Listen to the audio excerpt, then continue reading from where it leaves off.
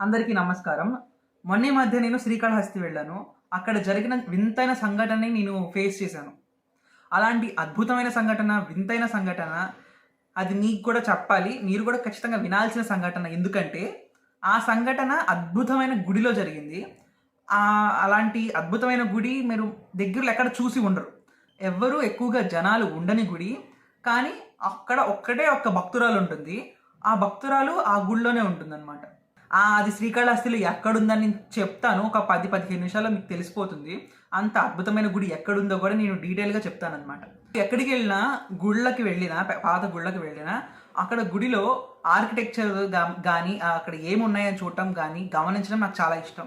అలాగే నేను ఒక్కడనే రోడ్డు మీద తిరుగుతూ అనుకోకుండా ఆ అద్భుతమైన గుడిలోకి వెళ్ళిపోయాను.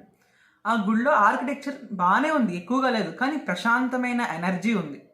ఆ ఎనర్జీని నా ఓటు వాడు ఫేస్ చేయగలుగుతున్నాడు, ఎనర్జీని అర్థం చేసుకోగలుగుతున్నాడంటే మీరందరూ కూడా ఆ ఎనర్జీని మీరు గ్రహించగలరు, ఆ శక్తిని మీరు అబ్జర్వ్ చేసుకోగలరు.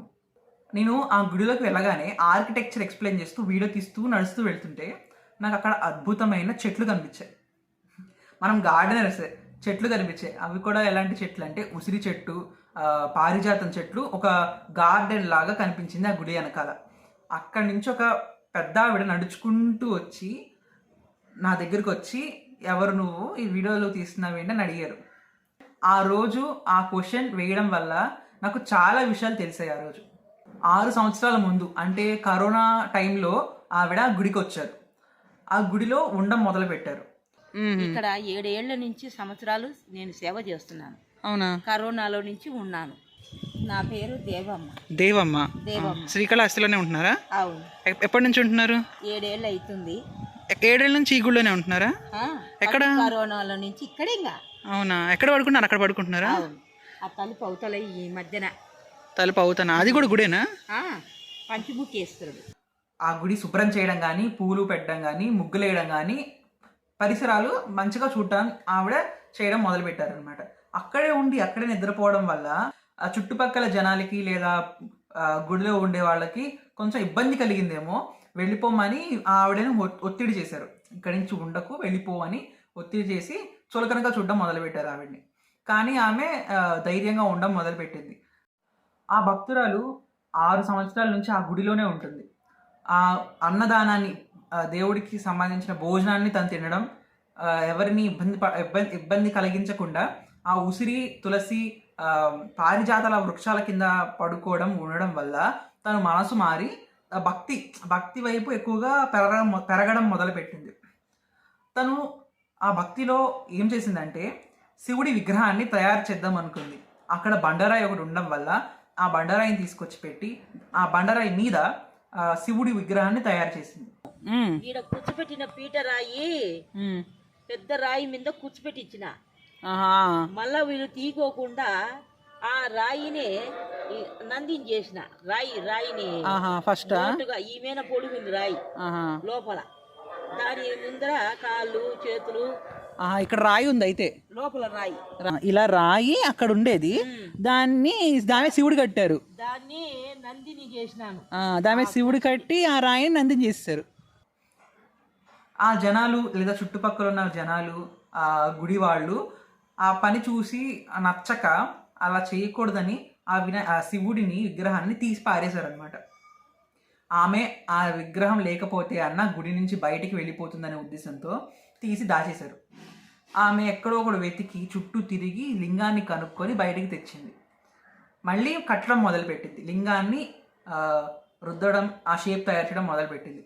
ఈమె ఇలా కాదు, ఈమె ఇక్కడి నుంచి ఎలాగైనా పంపించేయాలి, ఈవిడ బెడద మన గుడిలో ఉండకూడదని చెప్పి ఆ విగ్రహాన్ని షెడ్ కింద, అంటే రేకు ఉంటుంది కదా, రేకుల వెనకాల దాచేసి వెనక్కి తోసేశారు. ఆమె పాపం చాలా కష్టపడి తయారు చేసుకుంది కదా, వెతికి దొరికింది, ఎలాగోలా దొరికింది. దాన్ని తీసుకొచ్చి బయట పెట్టుకొని చివరికి ఏం చేసిందంటే ఈ విగ్రహాన్ని లేదా ఈ పరిసరాలని పొద్దున్న, అంటే ఉదయం పూట కాదు, రాత్రి పూట పనులు చేసుకోవాలి.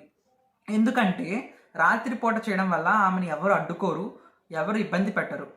సో ఉదయంలో తను ఎక్కువ కనపడకుండా రాత్రిపూట పనులు చేసుకునేదన్నమాట. శివుడి విగ్రహం కట్టడం కానీ, పూలు అలంకరించడం కానీ రాత్రిపూట చేసేది. ఈ చెట్లన్నీ గుంపగా గృహలా ఉండింది. ఈ దేవుడు తయారైన వరకు ఎవరికి తెలియదు. ఆహా. మళ్ళీ దేవుడు తయారైపోయినాక ఈ రెమ్మలన్నీ రెమ్మలు ఇవన్నీ కొట్టి బాగా చక్కపరిచి దేవుణ్ణి తెలిపినాను. దేవుడు ఎట్లా వచ్చినాడు, ఎందుకు చేసామని కొట్టారు, తరిమారు. ఎవరు? గుళ్ళో వాళ్ళు. దేవుని తీసుకుపోయాడు, దాచిపెట్టి అది రేకేసినారు. ఈ రేకు రేకేసారా? రేకేసి దాచిపెట్టారు నన్ను తరిమేసి. గుళ్ళో వాళ్ళ? గుళ్ళో వాళ్ళు. అంటే ఎన్ని ఇబ్బందులు ఎదుర్కొంటున్నా తను పూజని లేదా శివుడి మీద భక్తిని మార్చలేదు. సో అలా పెట్టడం వల్ల తను ఒక శివలింగాన్ని తయారు చేస్తుందని చెప్పాను కదా, ఆ లింగం కాస్త లింగంలా కనిపించడం మానేసి నంది యొక్క తలలాగా అనిపించింది అనమాట. ఆ నంది తలని ఆ రూపం అనేది శివుడి కన్నా నంది తలలాగా ఎక్కువగా అనిపించడం వల్ల జనాలు ఇది చూసి శివుడి కన్నా నందిలాగా ఉంది, నందిగా మార్చమని చెప్పారు.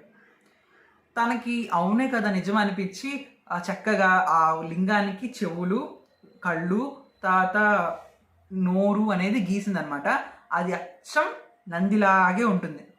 రాయి మీద నంది తల ఉంటుంది. అలాగే ఈ నంది లింగం చేసేటప్పుడు కూడా ఆ ముఖము నందిలాగా వచ్చేసింది. దేవమ్మ అది వచ్చి నంది ముఖం వచ్చింది అన్నారు. శివలింగంలా చేస్తుంటే నంది ముఖం వచ్చింది అన్నారు. ముఖము అదే వచ్చేసింది. నాకు కూడా తెలియదు.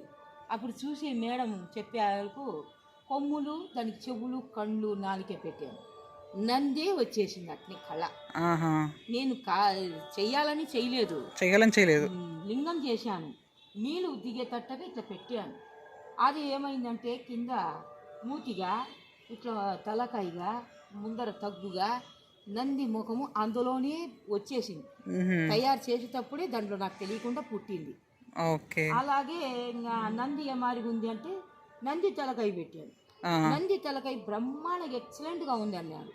సరే ముందర చేతులు వెనకల ముడ్డి తోక వస్తే ఆయన కూర్చున్నట్టే ఉంటాది అని ఆలోచన చేసి మళ్ళీ ఇక్కడ మొదలు పెట్టాను. కాళ్ళు అవన్నీ చూడండి, బాగా తిరిగి చెప్తాను చూడండి.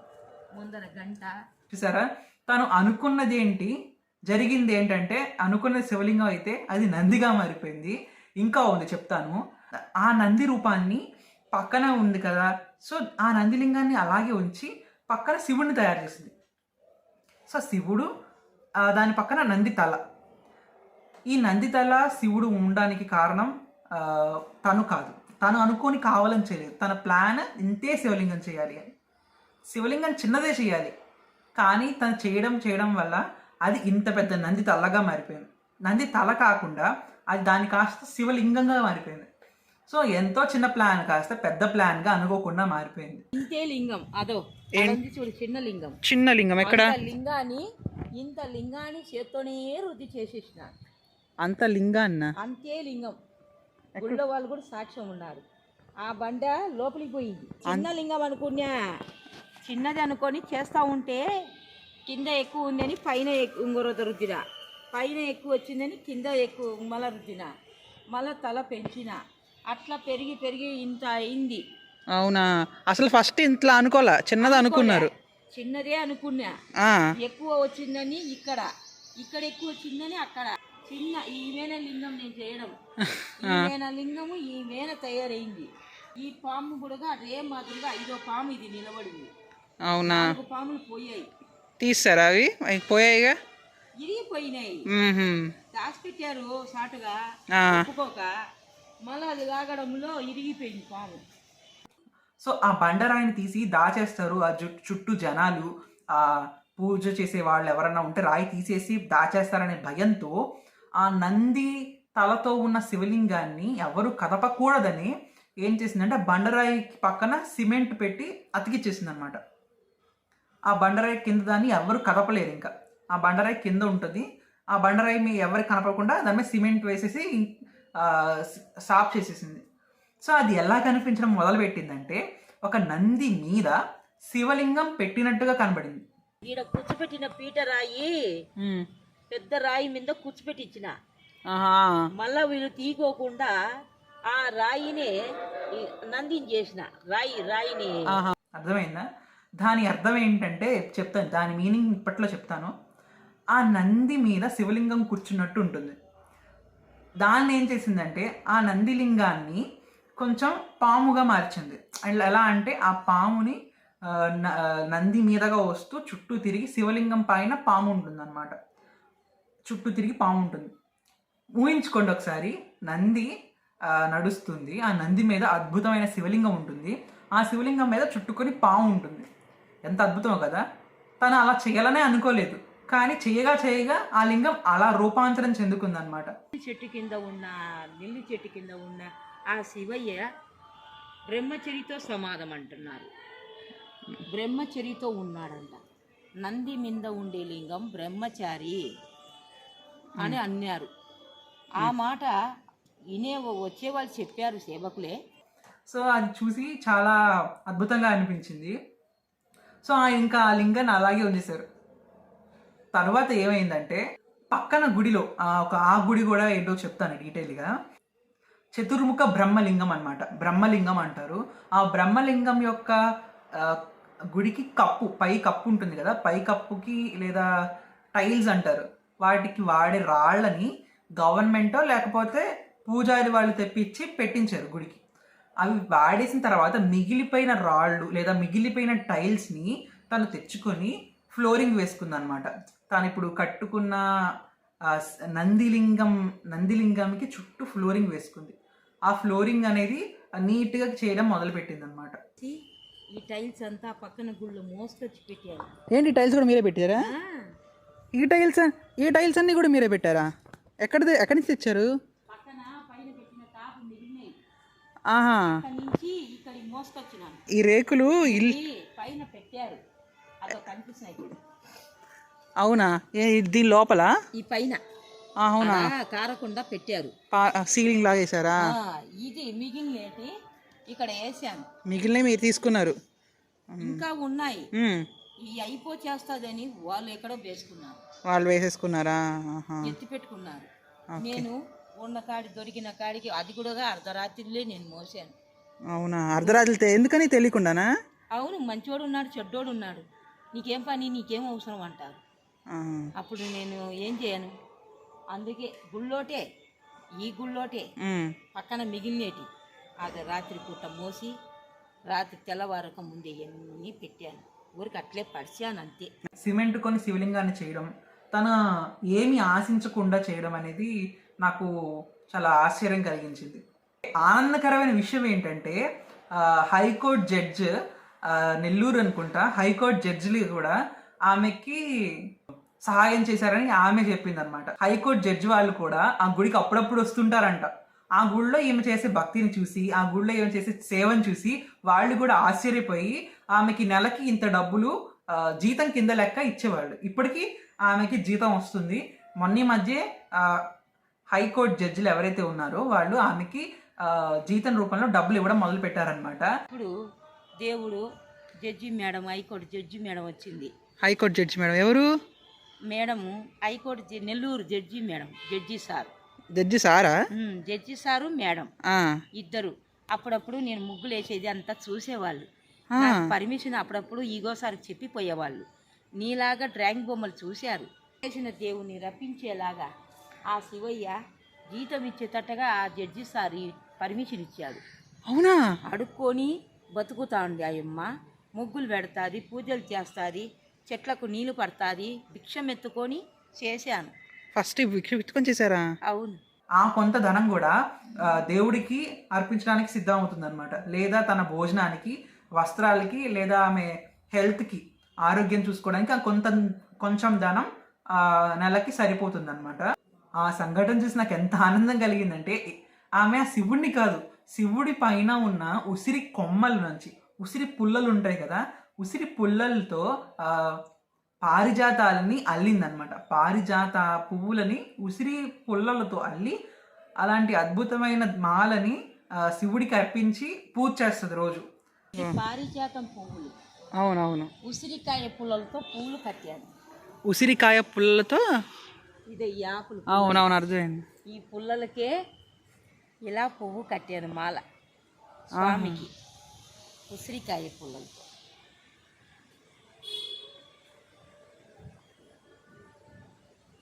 అంత భక్తురాల్ని మీరు ఇంకా చూడాలనుకుంటే ఆ గుడికి ఖచ్చితంగా వెళ్ళాలి. ఆ భక్తురాలు ఫ్యాన్సీగా పెద్ద పెద్ద దండలు, పెద్ద పెద్ద బిల్వ ఫలాలు, వృక్షాలు లేదా పెద్ద జలాలు, పాలు ఏమీ అర్పించదు. దొరికిన సన్నటి ఉసిరి పుల్లల్ని పారిజాత పుష్పాలతో కలిపి మాలని శివుడికి అర్పిస్తూ ఉంటుంది. చూసారా ఎంత పవిత్రమైన మాలో. అంత పవిత్రమైన మాల మనం కూడా పెంచి అంత కష్టపడి మనం కూడా చేసి ఉండం. చూడటానికి సింపుల్గా కనిపించిన ఆ చిట్టి మాలలో చాలా భక్తి, చాలా ప్రేమ, చాలా ఓపిక, చాలా త్యాగం అన్నీ ఆ చిట్టి మాలలో నాకు చాలా బాగా కనిపించాయి అన్నమాట. తను చూపిస్తుంది నేనే చేశాను శివుడికి ఇలా అర్పిస్తానని చెప్పగా నాకు చాలా ఆనందం వేసింది. మీరు కూడా ఆ శివుడికి ఆ ఉసిరి పుల్లలతో పారిజాతాన్ని అల్లి మీరు ఆ శివుడికి అర్పించుకోవచ్చు. ఆమె ఇంకా ఇబ్బందులు ఫేస్ చేస్తుంది అనమాట. ఆ శివలింగం మీద చాలామంది దీపాలు వెలిగించడం, కొబ్బరికాయలు కొట్టేయడం, అలా అన్ని ఇబ్బందులు పెడుతున్నారంట జనాలు. ఆమె భక్తికి నిదర్శనమైన అద్భుతమైన లింగాన్ని ప్రొటెక్ట్ చేయడానికి ఒక మెస్ లాగా, ఒక షీల్డ్ మెస్ లాగా, ఒక ఐరన్ షీల్డ్ మెస్ లాగా చుట్టూ ప్రాకారం లాగా కట్టాలనుకుంటుంది. అలా కట్టడానికి ఆమె దగ్గర ధనం లేదు, అంత ధనం లేదు, చేసేవాళ్ళు కూడా లేరు.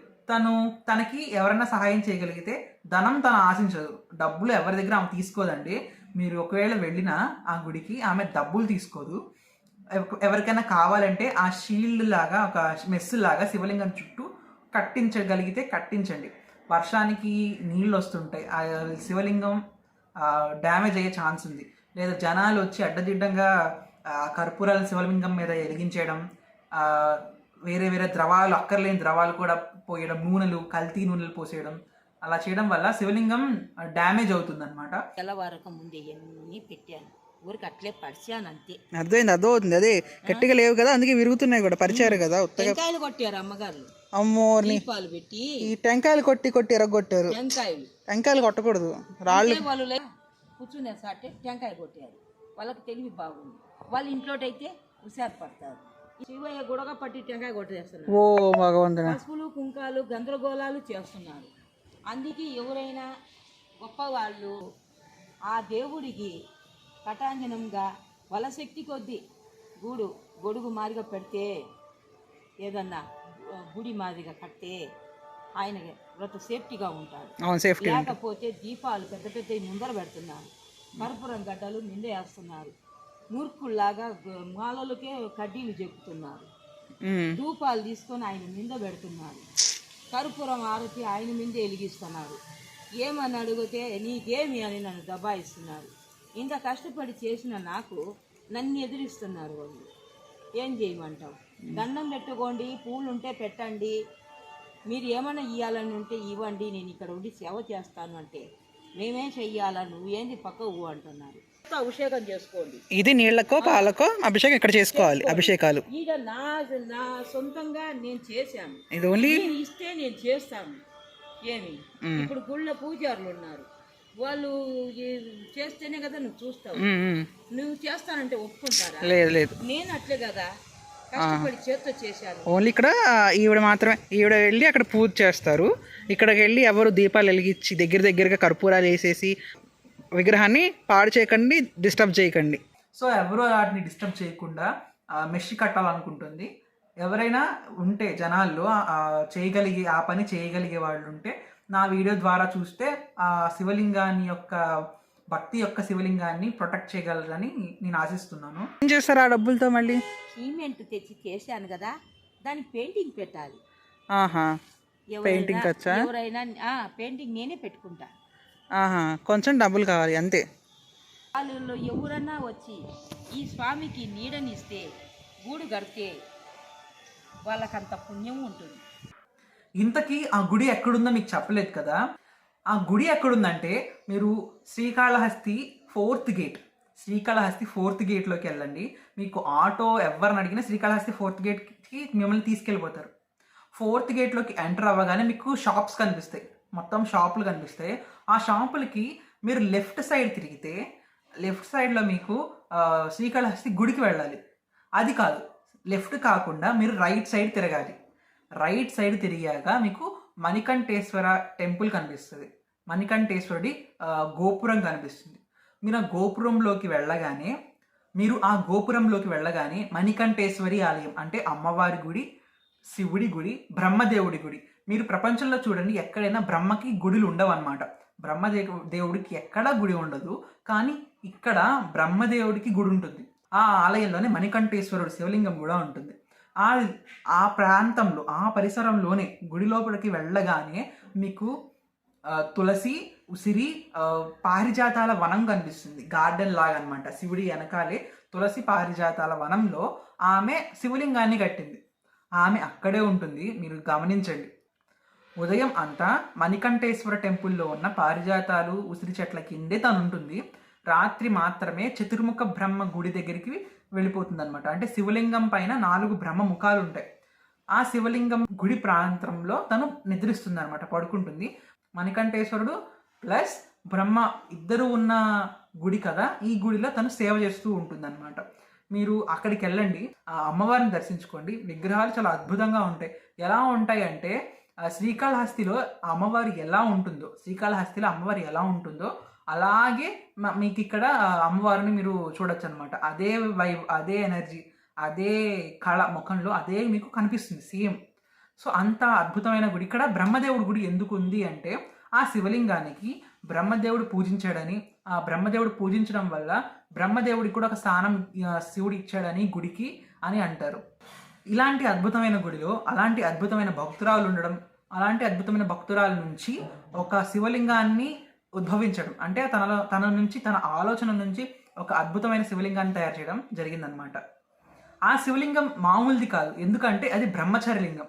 ఈ గుడి, ఈ శివుడి గుడి కేవలం బ్రహ్మదేవుడి యొక్క భక్తికే కాదు, ఆమె భక్తికి కూడా నిలయం అన్నమాట.